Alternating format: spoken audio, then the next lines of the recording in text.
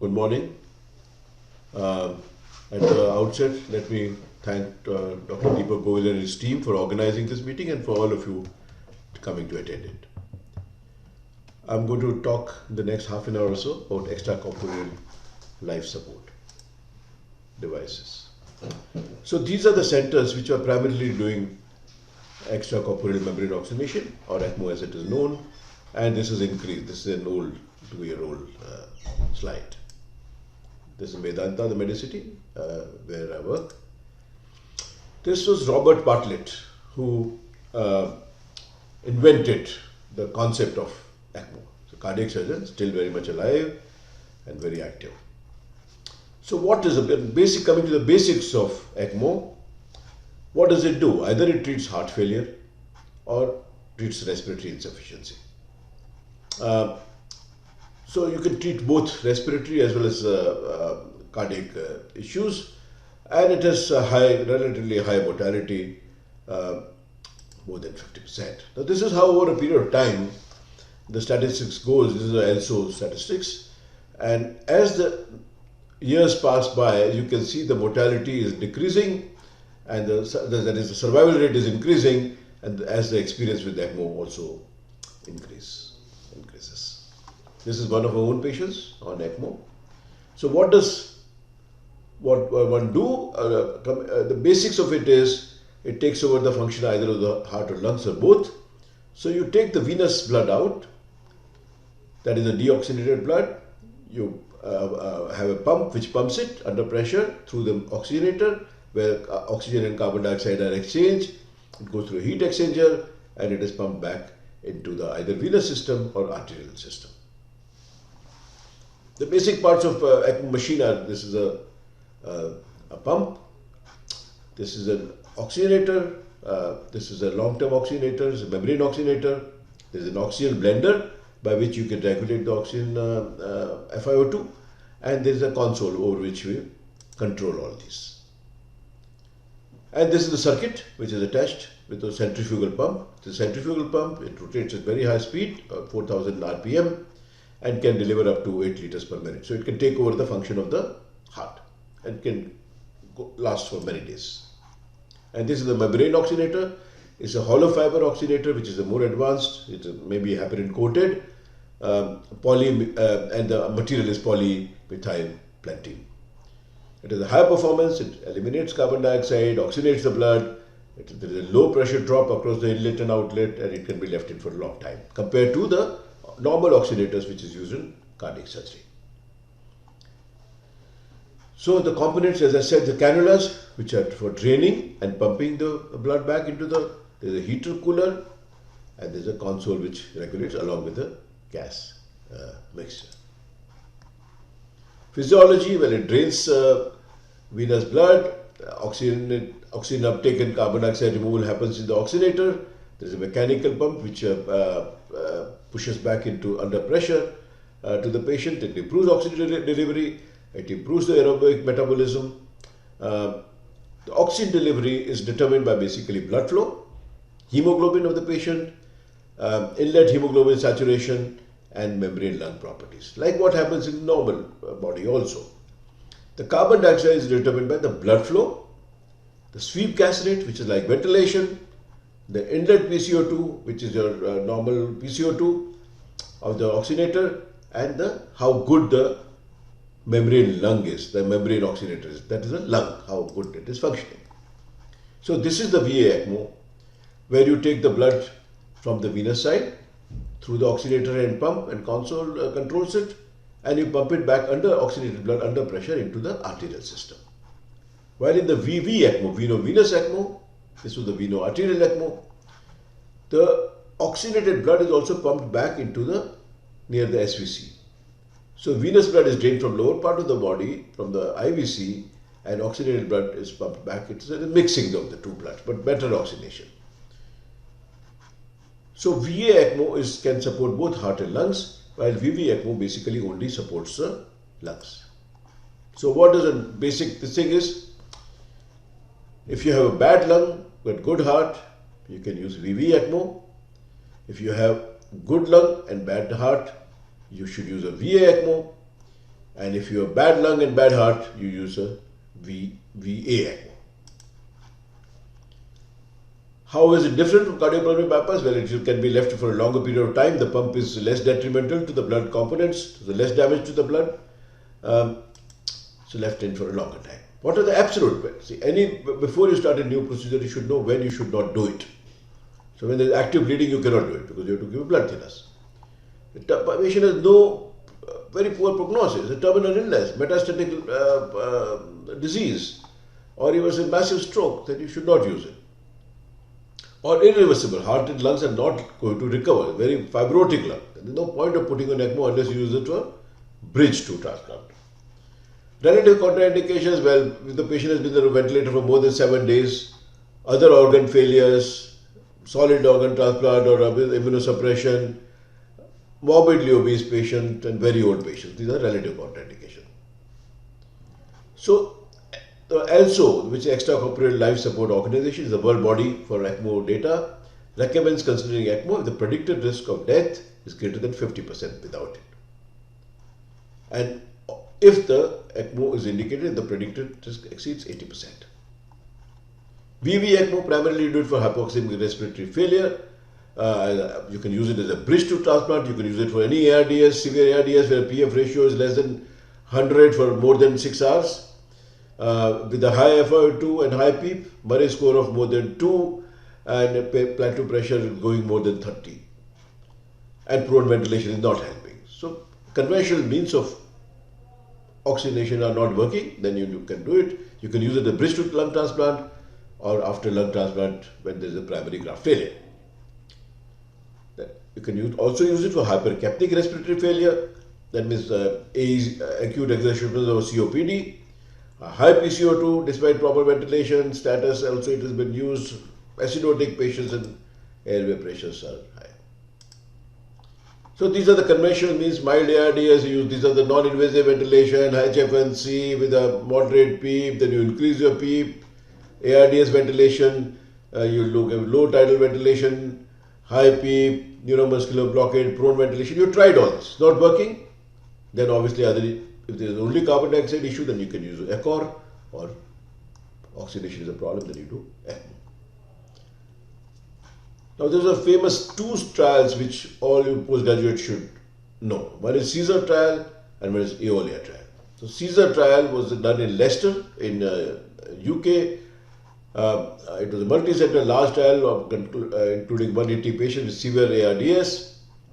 They were transferred either by airlifted or by road from different parts of UK to this hospital, and where if the Murray score was more than 2, patient was hypercapnic, maybe with a acidosis, these are the indications. Exclusion criteria of more than 7 days of ventilation, ICH, other contraindications to blood thinners. I will not describe Murray score, I think you can look it up. So what were the results? Well, there were 766 patients included in the study. 63 patients survived, received ECMO for more than 6 months without disability, while 47% patients survived without disability in the control arm. So take-home message was that ECMO should be considered for most patients who cannot receive lung protective ventilation. It should be implemented as early as possible before 7 days. There were several weaknesses in the study. I will not get into too much of details of that. But the methods of ventilation prior to inclusion were not standardized. But the follow-up was short period and some dropouts in the data. So there were weaknesses in the study, but it showed that ECMO is a safe modality, it can be used. Many years later, this was the Eolia trial, this was a French study. Now in this they tried to take care of the objections which were raised to CAESAR trial. So intubation was less than 7 days, other modalities were tried, PF ratio less than 50, inclusion for more than 3 hours, or PF ratio less than 80 for 6 hours, or acidosis with high PCO2 for more than 6 hours were the inclusion criteria. And the crossover was permitted if for more than 6 hours SpO2 remained less than 80%. At 60 days they found no statistical difference, 35% versus 46%. But secondary outcome, they found lower relative risk of treatment failure almost 60%. Lower risk of RRT, less proning required, more severe thrombocytopenia, obviously more bleeding events and less ischemic stroke in the ECMO group. So the data suggest a possible clinical benefit from ECMO over standard of care, especially if it's used earlier. There was strength in a large multi-center trial. Almost all patients were randomized. There was concealment of allocation and protocolized delivery. Weaknesses, it was underpowered and did not differentiate between VV and VA ECMO. So the outcomes of VV ECMO, you can see as the numbers go up, the mortality survival is improving from here to there. Well, as I said, there were no absolute contraindications, some of them are distinct, otherwise careful consideration should be given to older patients, more than 7 days of ventilation, malignancy, graft versus host disease, immunosuppression, prolonged CPR, and so on. These are the different VV configurations. You can take the blood from the IVC and pump it back into the SVC-RA junction. That means the femoro-jugular configuration, femoro-jugular. Now this is a femoral configuration. You draw it from here and pump it back into the junction of RA and IVC at a higher level, the oxygenated blood. And same thing can be done with a dual lumen cannula. That means you take the blood out through the IVC distal port, and oxygenated blood is into the proximal port into the RA. So this is the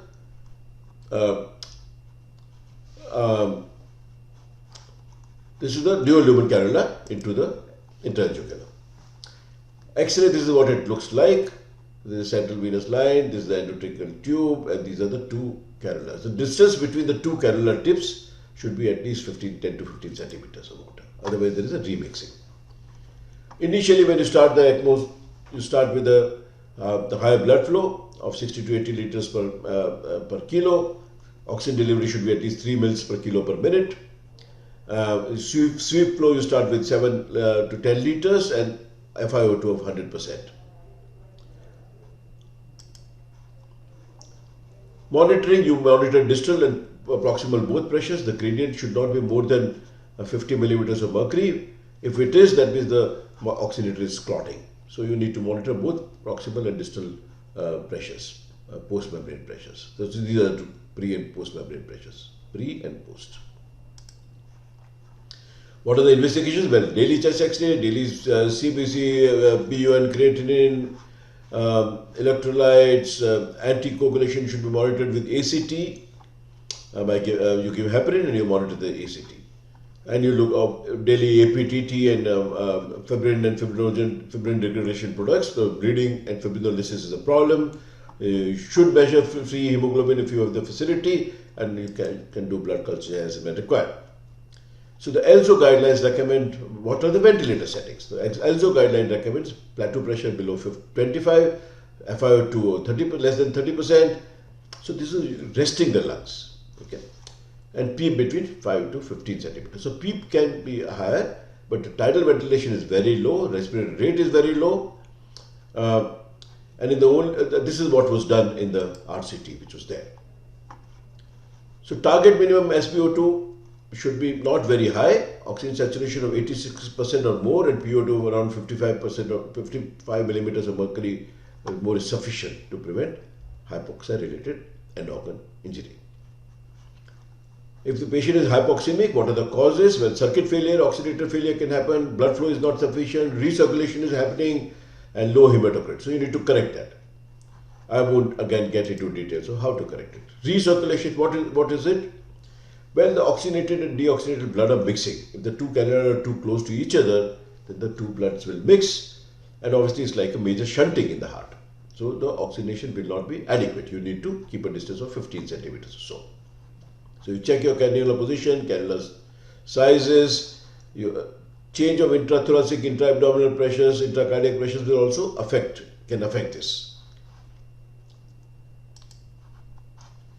When do you wean a patient of VV ECMO? Well, the underlying condition, lung condition is improving. your PO2 is improving, your FiO2 is, you are able to come down, and your P.1 is less than 5 centimeters of water. Then if you're you can decrease in flow in 1 liter to 1 liter in steps at a sweep FiO2 100%, or decrease your flow to 2 liters and then decrease your sweep flow where the saturation is maintained to more than 95%. If the patient remains stable on this, you adjust your ventilation to full ventilation, you stop your anticoagulation and stop the sweep gas, cap off the oxygenator, and you can remove it later on. But if the patient's PCO2 is going up, if the SpO2 is remaining borderline, then ECMO you may have to leave it in. VA ECMO, coming to VA ECMO, principles I already told about. What does it do? It unloads the left side of the heart, it maintains the systemic pressures and perfusion of organs, so it reduces the work of the heart, and it does the oxygenation. What are the indications? Well, the cardiogenic shock is the basic indication, which may be without MI or with MI, myocarditis, pulmonary hypertension in the right heart failure, PE, post-CPR, that is called eCPR, medication overdose, commonest in India is alphos poisoning, non-ischemic cardiomyopathy, and bridge to transplant or post-cardiac surgery, heart failure. Configuration, it can be a peripheral or central ECMO. In peripheral cannulation, you cannulate the femoral vein and femoral artery, so that is what is done. And in central cannulation, you cannulate the aorta and the RA for the venous drainage. Central cannulation is basically done after cardiac surgery. Arterial cannulation can be femoral cannulation, axillary, left axillary, central cannulation, right common carotid artery in children. In those situations, you have to monitor the opposite side of the pressures. Blood gases should be done from the opposite side. One problem with VA ECMO is the distal perfusion of the limb, which can suffer. So you have to put a distal perfusion cannula into the superficial femoral vein, so the oxygenated blood is pumped distally into the lower limb. Otherwise, limb ischemia is a major problem. Initial setting, again, flow of 60 to 80 mils per kilo. We maintain a MAP of about 50 to 60, maintain a mixed venous saturation maybe around 70%, and lactate should be less than 2. Pulse pressure should be more than 10. You should see some pulsatility. And venous inlet pressure should not exceed negative more than 50, more than minus 50. Otherwise, there will be too much of shaking of the circuits. Pre-membrane pressure, the gradient should not be more than 50. Pre-membrane pressure should be less than 300. Now, what does a VA ECMO do? To the RV preload is decreased. Afterload is unpredictable. LV preload is certainly decreased because LV is offloaded, unloaded. LV afterload can be increased because the pressure, under pressure, blood is being pumped into the aorta. So LV afterload may increase, and this may produce left ventricular distension, and coronary perfusion improves. Okay, this is a paradox. ECMO output increases, LV afterload. So ECMO, you increase the flow, that means afterload of the left heart increases, and this is called Harlequin phenomena or north-south phenomena.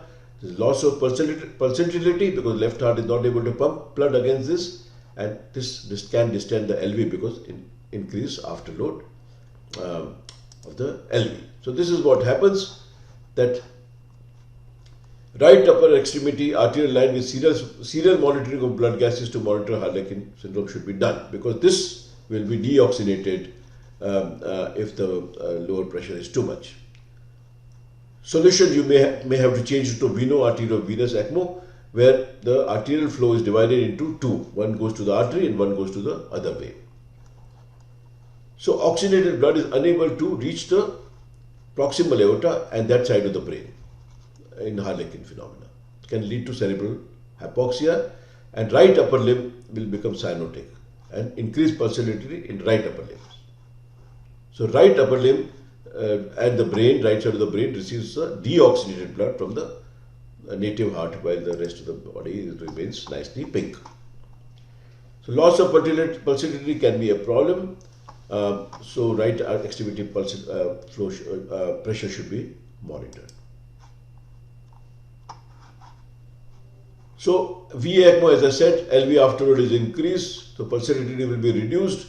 You can monitor it by echo. You can see the aortic valve if it is too much of AR or LV dilatation. In that case, you may have to do a balloon septostomy to unload the left heart, or initially you can put some vasodilators, and IABP also may be able to unload the left heart. So principles: avoid unnecessarily high flow, maintain left ventricular ejection, avoid left ventricular distension, avoid pulmonary edema and hemorrhage. You may continue inotrope in low doses, minimize the vasoconstrictors, IABP may be used, adjust ventilator for oxygenation, and decompress the left ventricle if required. Now these are the troubleshooting. I cannot go into that because of time limitations. That you can look up it in any standard ECMO book or ENSO book. So adult sepsis in ECMO, sepsis is a problem. Longer the patient stays, every week the sepsis incidence significantly increases. So benefit is seen in patients with very specific hemodynamic profile or low cardiac output, high SPI in sepsis. So septic shock, the benefit of ECMO is a little limited. Survival is very low.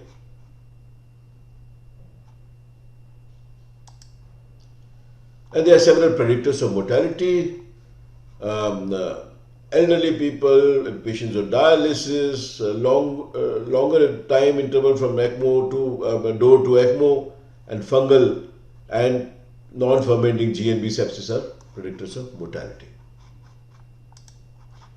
Weaning, again, VA ECMO, the heart should have stabilized, so inotropes maybe increase a little bit, pulmonary function should have improved, and then you can think about slowly reducing the flow and let the heart take over.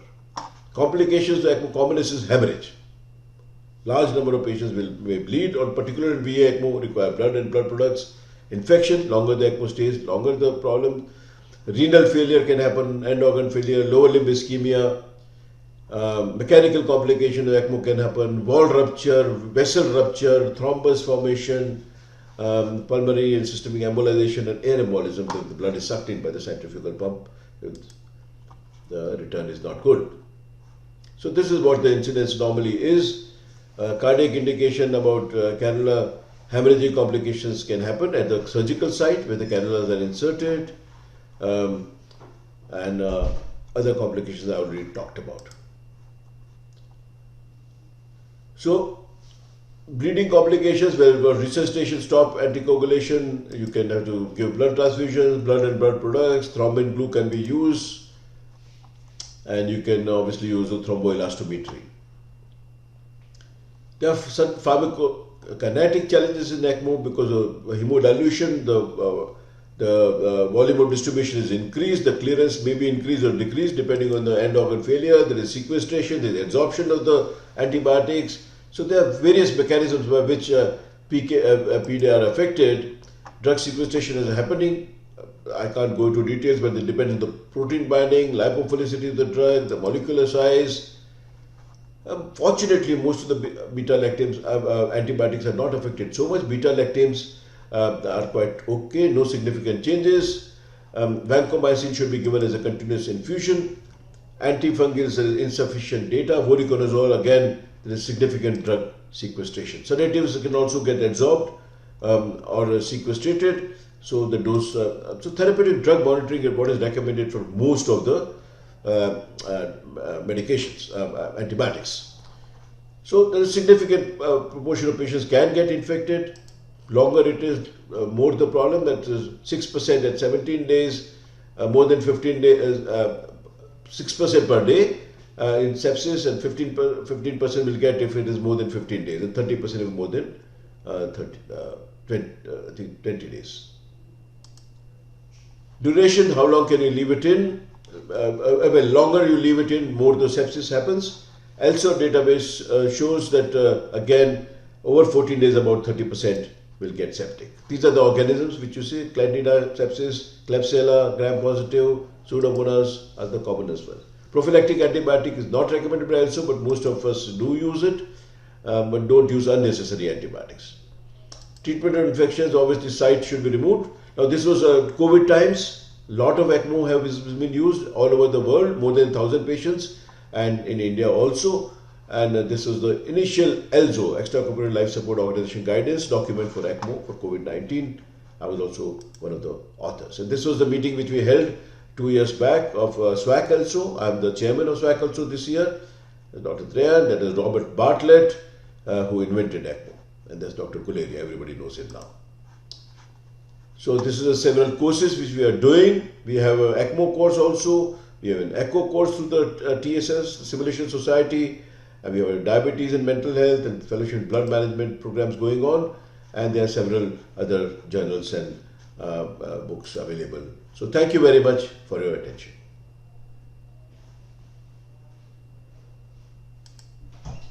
हो गया and check कर लो.